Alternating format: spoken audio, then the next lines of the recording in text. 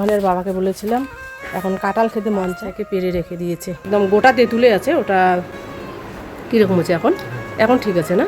High করে দাও, high করে দাও, শোনা হাই করে দাও। ছিলেন এই টাইলসটার এইখানে গ্যাপ ছিল কিন্তু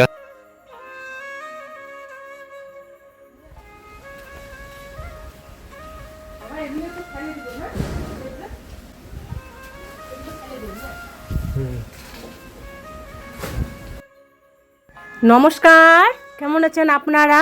আশা করছি আপনারা প্রত্যেকে খুব ভালো আছেন।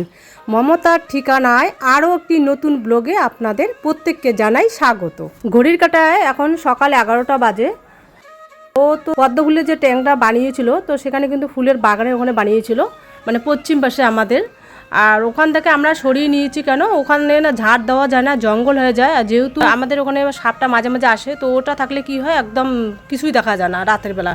তো ওটাকে ওর বললো যে মা, নালে ওটাকে আমরা সরিয়ে পেলে আমরা দক্ষিণ সাইডে রেখে দিই, তাহলে জায়গাটা ফাঁকা হবে আর ওটা জায়গাটা আমি পরিষ্কার করতে পারবো, যেহেতু আমাদের ফুলের গাছ চারপাশে। আর ফুল বাগানে যদি নোংরা থাকে নিজেকেও দেখতে খুব খারাপ লাগে। আর যেহেতু আমাদের অনেক পাশে আমাদের গাছ টাছ ভর্তি আর কি, পাতা তো সবসময় পড়ে, আর সবসময় ঝাড় দেওয়া তো সম্ভব না। যেগুলো পাতা শুকিয়ে যায় সেগুলো কিন্তু সবসময় পড়ে।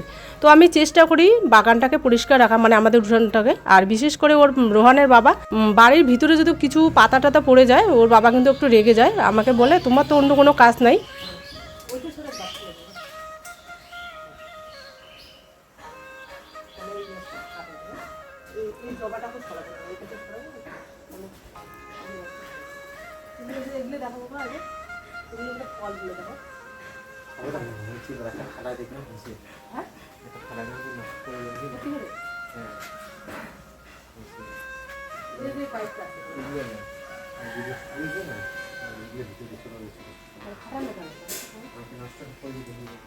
শুধু বাড়িটাকে তুমি পরিষ্কার রাখো। ওর বাবা কিন্তু পরিষ্কার পরিচ্ছন্নতা সবসময় পছন্দ করে, তো আমি চেষ্টা করি সবসময় পরিষ্কার রাখার।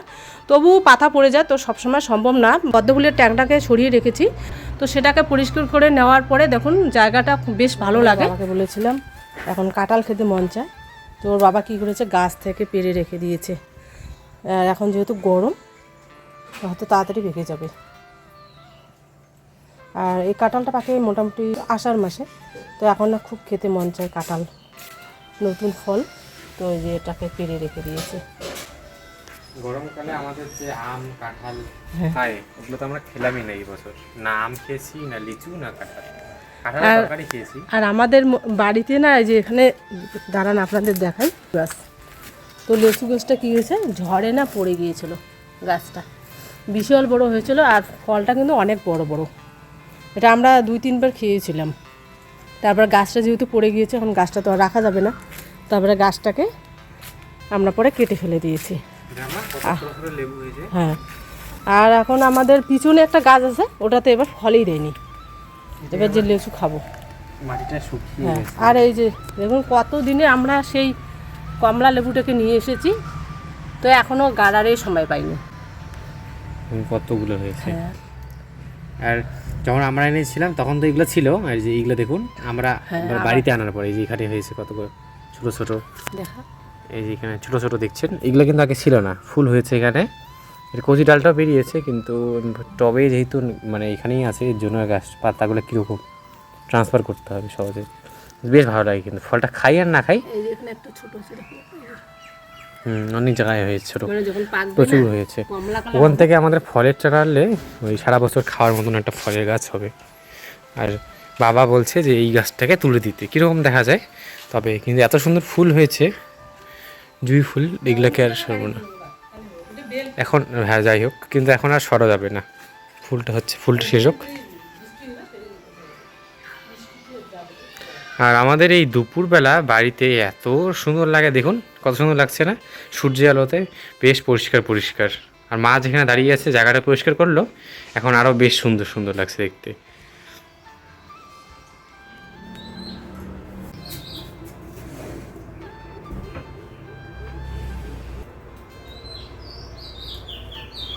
আজকে সিঙ্গারা দিয়ে বানাবো পাপড়ি চাটের মতো করবো।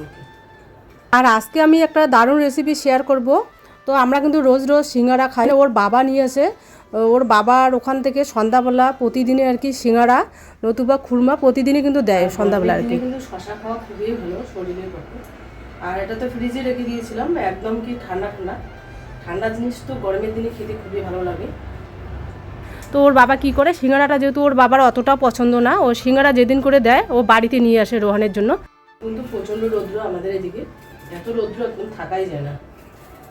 আজকে ভাবছিলাম যে গাছগুলোকে একটু সরিয়ে দিব, তো দুদিন ধরে তো বৃষ্টি হচ্ছে না, আর বৃষ্টি না হলে কী হয় গাছটা এই জায়গার থেকে আর এক জায়গায় পুঁতে দিলে কি গাছটা মানে সম্ভাবনা খুব বাঁচার কম থাকে আর কি। পাতাগুলো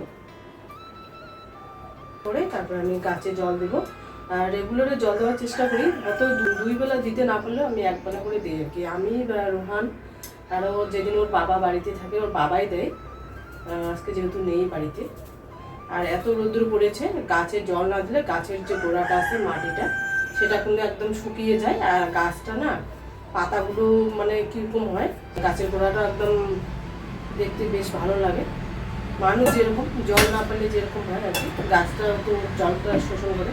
তো গাছের মধ্যে জল দিলে গাছটা কি হয়, গাছটা একদম টাটকা হয়ে যায়, আর গাছটা দেখতেও ভালো লাগে, সবুজ হয়ে যায় পাতাগুলো।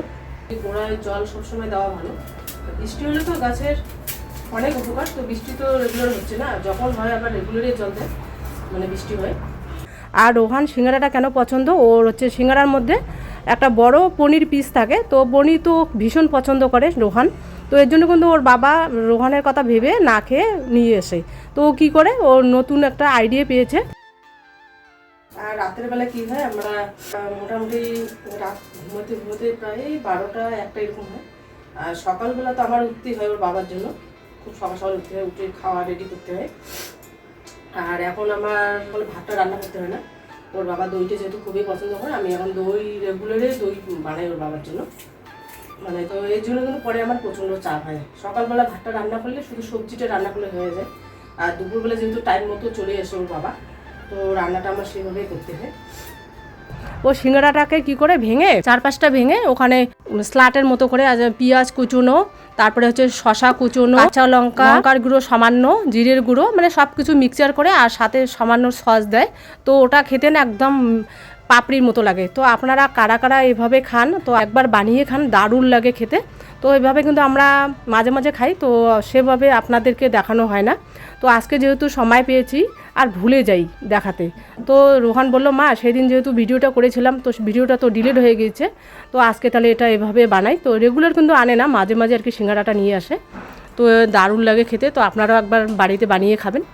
আর সিঙ্গারাটা কিন্তু আমরা ভেঙে নিয়েছি, আর ভেঙে নেওয়ার পর আগে তো বলাই হলো না, বিট নুন দিয়েছে মা, সাথে একটু ওই মশলাপাতি যেগুলো আর কি মানে খাওয়া যায়, যেরকম লঙ্কা গুঁড়ো, তারপরে জিরে দিলে একটু ভালো লাগে। আর আপনারা যদি এখানে একটু লেবু চিপে দিতে পারেন তাহলে তো আর কথাই নেই, টেস্টটা একদম দারুণ লাগবে।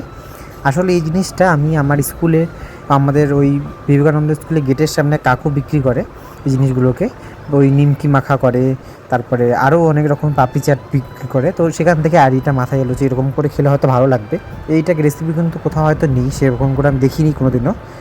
একটা ইউনিক রেসিপি, আপনারা অবশ্যই ট্রাই করবেন, অবশ্যই জানাবেন। এটা কিন্তু আমি এইভাবে বানিয়েছি, এটা কিন্তু সিঙ্গারাটা আমি কি করেছি, সিঙ্গারাটাকে একদম হাত দিয়ে ভেঙে ফেলেছি, ভেঙে ওটা হচ্ছে পেঁয়াজ কুচি কুচি করে দিয়েছি, আর হচ্ছে শশা, আর সাথে দিয়েছি সস, আর বিট নুন সামান্য দিয়েছি, যেহেতু আমরা নুনটা খাই না, আমার প্রেশার একদম হাই, নুন একদম চলে না, তো বিট নুনটা সামান্য দিয়েছি, নুনটা না দিলে আবার টেস্ট হবে না। কিন্তু এই যে এটা না খেতে খুবই ভালো লাগে, এটা একদম মনে হয় যে পাপড়ি চাটের মতো দারুণ লাগে। ওর বাবা সিঙ্গারা নিয়ে এসেছিলো, তো সিঙ্গারাটাকে আমি রেখে দিয়েছি করেই অনেক কিছু দেখার জন্য। কিন্তু এমন হয় মানে কোনো দিন এমন হয় আমরা লেটে উঠি, হয়তো কোনো দিন এমন হয় বৃষ্টি থাকে, বৃষ্টির কারণে কাজ করতে পারি না। আজকে যেমন এত রৌদ্র পড়েছে বলার মতো না, মানে হাওয়াই দিচ্ছে না, অনেক কাজ ছিল, ভাবছি আজকে বাগানটাকে পরিষ্কার করব, তো এত রৌদ্র দেখি যদি একটু ঠান্ডা দেয় তাহলে করব। আবার এদিকে তো দুপুরবেলা রান্না কিছুই করা হয়নি, মোটামুটি 11টা মানে বেজেই গেছে। তো এই যে এখন এটা আমরা রোহানের সঙ্গে খাবো।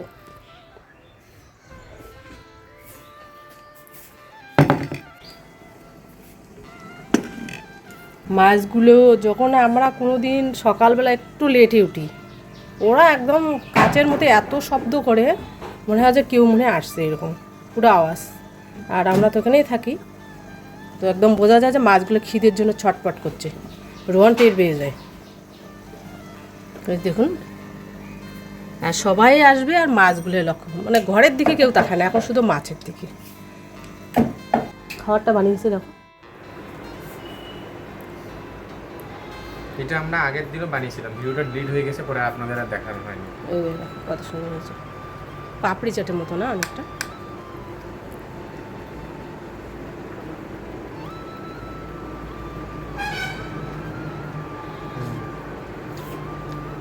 ফার্স্ট আপলোড করতে ফার্স্ট রান্না হয়ে গেছে, বা নিয়ে আসো তো। আর তেঁতুলের টকটা দিব নাকি একটু?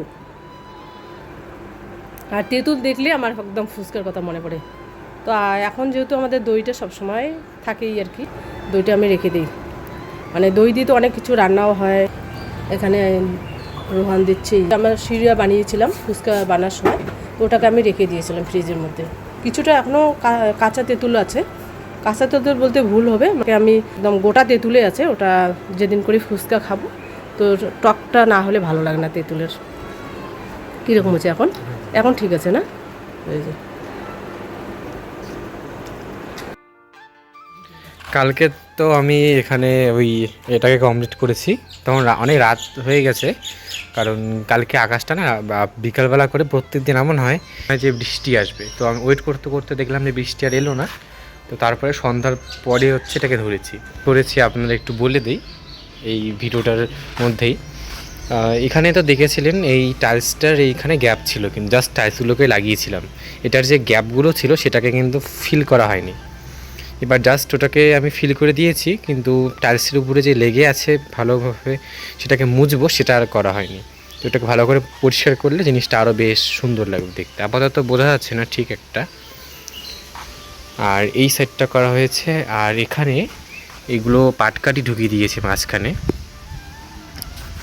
আর আপনারা তো ভাবছেন পাটকাঠি কেন, এটাকে দাঁড়ান আগে বের করে নিই।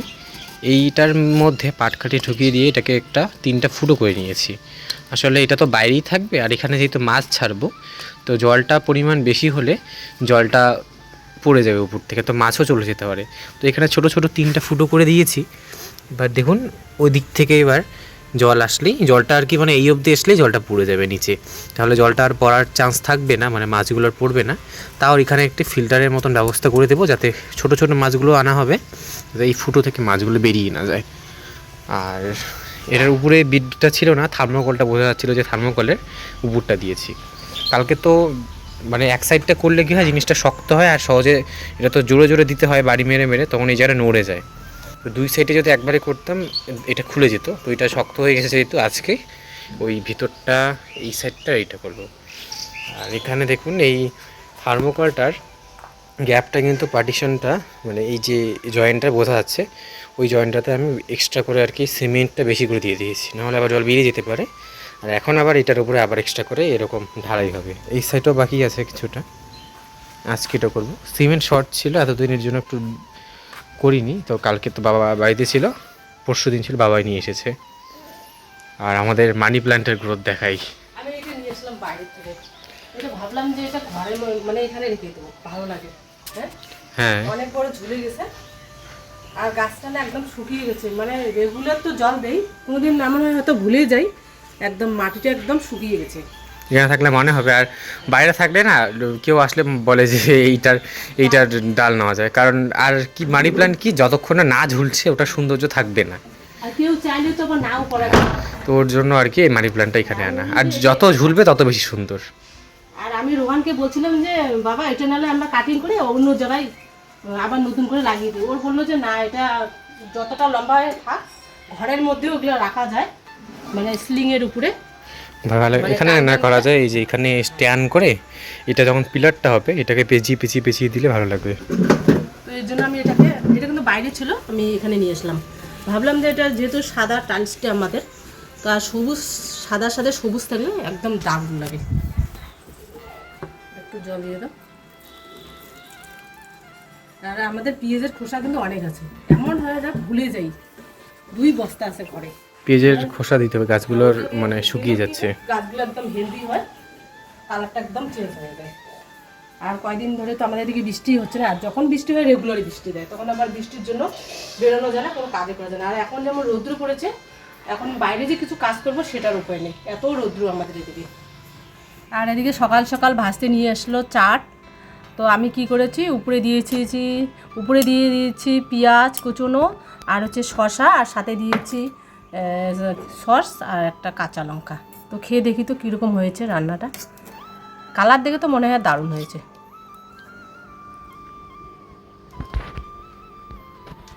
দারুণ, ভাস্তিও কিন্তু খুব সুন্দর রান্না করে।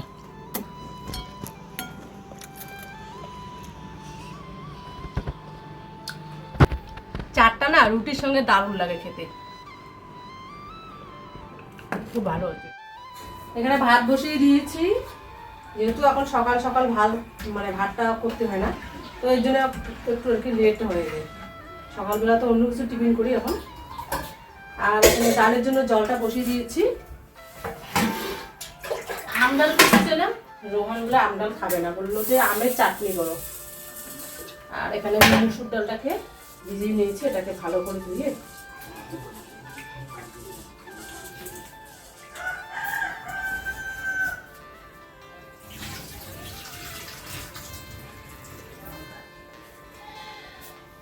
আর আমরা মুসুর ডালটা কিন্তু পাতলাই খাই। তো এবার জলটা গরম হয়ে গেছে, এবার দিয়ে দিচ্ছি মুসুর ডালটাকে।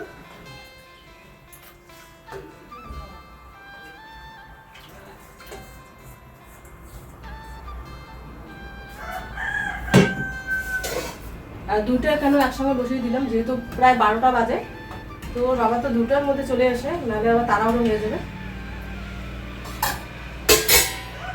এই জন্য 2টাতে বসিয়ে দিচ্ছি। এদিকে ভাতটা হতে থাকে, এদিকে ডালটা হতে থাকে। আর চিপি এবং আমটা করে রাখলাম।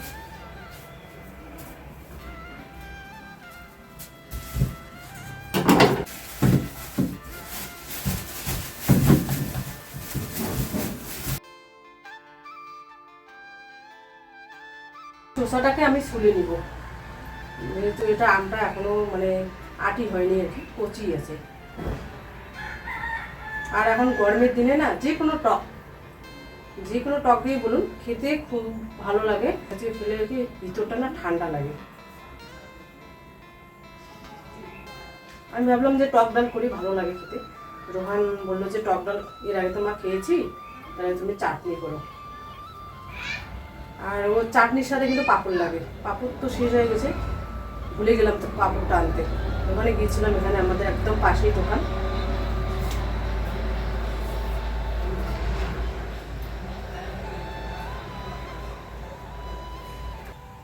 এই আমটা কিন্তু ভীষণ টক, অনেকগুলো চিনি লাগে।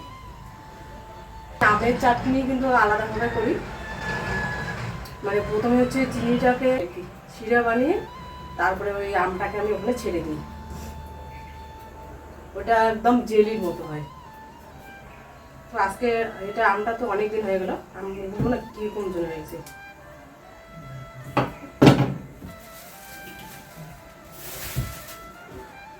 আর আমি ফ্রিজে আমটা দিয়েছিলাম, এটা কিন্তু মোটামুটি অনেক দিন হয়ে গেছে, তো আমগুলো কিন্তু নষ্ট হয়নি, একটু লাল লাল হয়ে গেছে আর শুকিয়ে গেছে। আর গাছের আম সাথে সাথে খেলে কি হয়, একদম টাটকা থাকে, ওটা টকটা বেশি হয়। এটা কিন্তু টকটা অতটাও লাগবে না, অল্প চিনি হলেই হয়ে যাবে। তো দুটো আম না একটু কীরকম হয়ে গেছে, তো ওই দুটো আম আমি দিব না, 3টে আমি দিব। তো 3টে আমেরা কিন্তু অনেকগুলো হয়ে যাবে। এটা আমি জেলি টাইপের করব। এটা করব হচ্ছে আমি জলটাকে প্রথমে সিদ্ধ করে একটু জলটাকে ফুটাবো ভালোভাবে।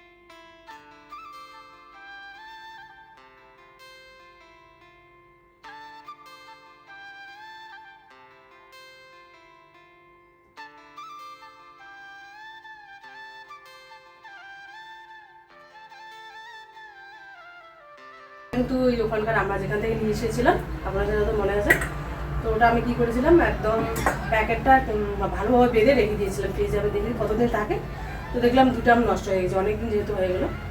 তো রোহান বললো তাহলে আজকে যেহেতু আম আছে, তাহলে আমের চাটনি করো দুপুরবেলা। আর এগুলোকে ফেলে দেবো, এগুলো নষ্ট হয়ে গেছে।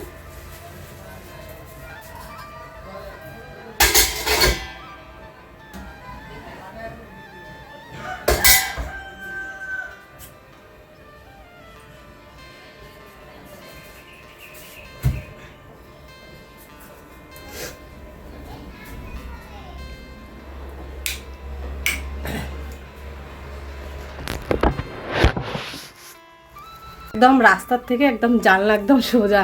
এদিকে আমাদের ভাগ্নি যাচ্ছে আর আর আমার নাতি যাচ্ছে। বাবা এদিকে দেখো, শোনো, হাই করে দাও, হাই করে দাও, শোনো, হাই করে দাও। ও বলো তোমার নাম কি? বলো আদর্শ। এদিকে কিন্তু আমরা সব কিছু দেখা যায়। মার নাম কি বলো? নিকিতা। ও আর আমাদের এদিকে একদম রাস্তা সোজা আর দোকান কিন্তু একদম পাশে, সব কিছু দেখা যায়। আমি জানলা খুলে রান্না করি আর সবার সঙ্গে এদিকে কথা বলি, বেশ মজা লাগে। হ্যাঁ যাইতেছি, দাঁড়া।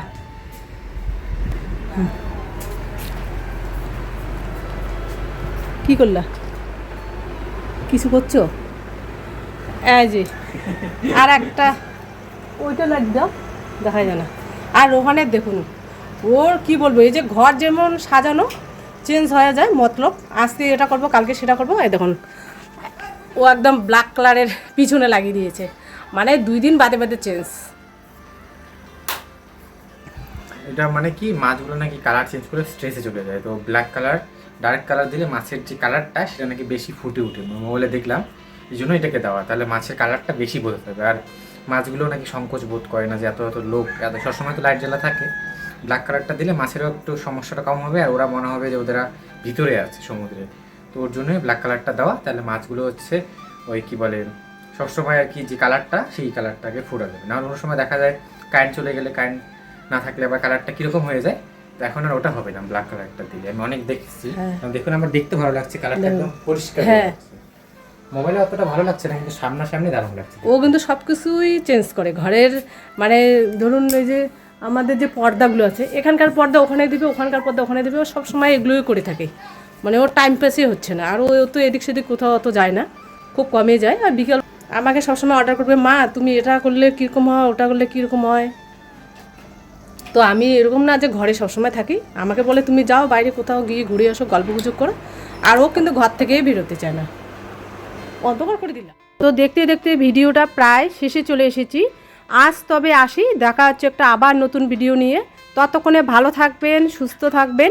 আর যদি ভিডিওটা ভালো লেগে থাকে তাহলে ছোট্ট করে একটা লাইক দিবেন।